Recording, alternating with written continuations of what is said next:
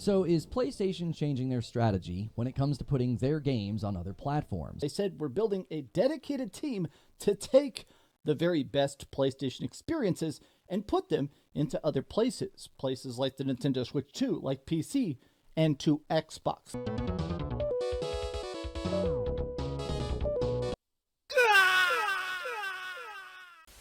Hiroki Totoki spoke to this actual strategy of increasing profit through multi-platform efforts. That's one thing I have noticed. Now that that same type of like energy is starting to come to PlayStation, now it's like, well, who cares? Like, now, if you would take the time to look at things that Sony said just 30 days ago, this entire situation is a bit of a nothing burger.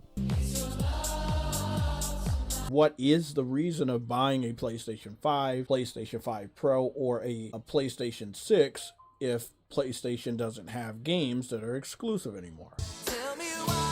So when it's time to buy the games, when it's time to support the devs and do that shit, motherfuckers disappear. I press A, I download, and I play, We are not the same, so Nipponi's gotta pay. I press A, I download, and I play, We are not the same, so Nipponi's gotta pay. DemoFlow Gaming here with another video. What's going on, guys? Smash the like button for more content like this. I hope you enjoy the intro. Subscribe if you're new to the channel, man, because we're gonna see a lot of Sony PlayStation fanboy salt in the coming months and year. This console war shit is not gonna stop here. They're gonna continue to work because that's what they like. They like to stay competitive and they wanna talk shit. Now, are Sony PlayStation fans gonna be able to talk down on Xbox guys from now on? Because they literally lost it all. They are now going third party over there at Sony PlayStation, and this was found through a job listing. So they didn't even have the decency to come outside like Xbox did and clarify things, or at least try to damage control a little bit of a situation. They didn't even do that. Sony PlayStation literally does not care about the Sony PlayStation fan, but that doesn't mean that the Sony PlayStation fan doesn't care. So they're still sending emails, they're still sending letters, they're still trying to contact Sony PlayStation about the whole situation. But what do you know? According to this article about PlayStation Lifestyle, one of the fans got lucky and got a response by Sony PlayStation. And this is what Sony PlayStation replied to them. According to the article anyways, while we continue to explore new ways to grow and evolve the gaming ecosystem, we are committed to preserving the unique identity that PlayStation represents, Sony wrote. As we have in the past, we will always listen to feedback from our community, including valued players like you, and ensure that our decisions are aligned with the experiences you expect from PlayStation. When she says we need to start seeing other people, what she's really trying to say is, I'm already seeing someone else. You know how that sounds to me? That sounds to me like when two people are dating and one of them says, I want to see other people. I kind of want to explore and I kind of want to have some time to myself. This is literally an implied breakup. In other words, they're telling you, Sony PlayStation fanboys, to stop with the console wars, to stop the cap, to get with the program, because Sony PlayStation is gonna have to do what they have to do to survive in this new changing gaming environment. Mama need a house, baby need some shoes, times are getting hard, guess what I'ma do? They telling you straight to your face, look at all the money that Xbox is making by putting the games everywhere.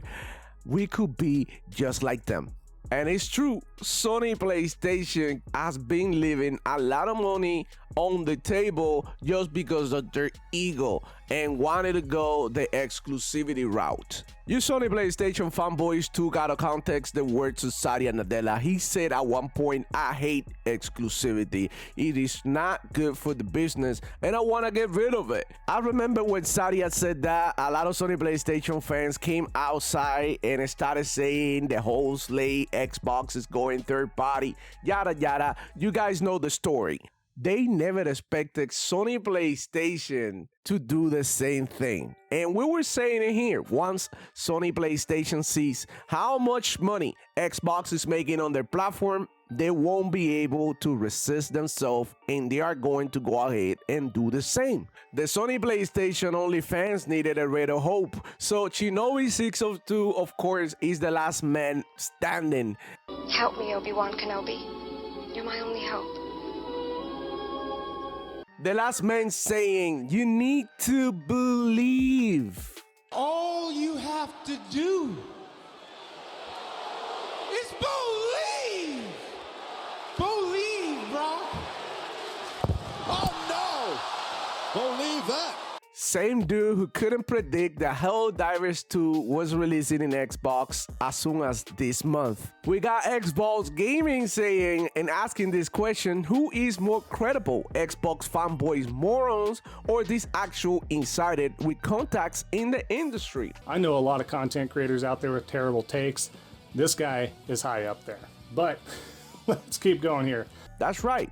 He might have contacts in the industry and all of that, whatever you want to call it. But the reality is that the job listing is from the Sony PlayStation official website. So who is more credible? Reliable insider Shinobi 602 or the official Sony PlayStation website? This is how I know you Sony PlayStation fanboys are wild. Why would you put your hands on a fire to protect Sony PlayStation? It's just crazy to me that you guys are going out of your way to deny something that Sony PlayStation is doing right before your eyes. There is no interview, there is no Sony podcast, there is nobody talking and explaining to you the situation and why they're looking to expand to other platforms and even porting games to dead platforms like Xbox. This is wild, but this is where the fun begins, because for decades Sony PlayStation fanboys been hating on Xbox and Xbox players. People who don't even be on Twitter get called broke, stupid morons just because they decided to choose a different system. Now they want to leave Twitter. Now they don't want to do the console wars. Now they're quitting the console wars, rage quitting the console wars, deleting their Twitter accounts, and even leaving YouTube completely. And this is all over a couple of games going to different platforms. This is crazy. This goes to show that the Sony PlayStation hardcore fanboy is not really a gamer. It's just a lover of exclusivity. It's a lover of keeping others away from content that they enjoy. In my opinion, this is a great move by Sony PlayStation, and I really believe that they should put the games everywhere, just like Xbox does. You know what? Stop with this stupid bullshit that I'm trying to sell you plastic. Focus on the games. Give me great games, and your boy DemoFlow will be there. Anyways, guys, let me know what do you think down there in the comments. How do you feel about these changes happening at Sony PlayStation? And if you are a Sony PlayStation fan, are you still gonna be rocking with Sony PlayStation if they had no exclusive, or this is where you draw the line? Catch me live this Friday at 11 a.m. Eastern Time with Power Boss, the Archangel Nexus, and I Am Desire. We're gonna be talking about these topics and more. We got plenty of surprises coming, so stay tuned. It's your boy DemoFlow checking out.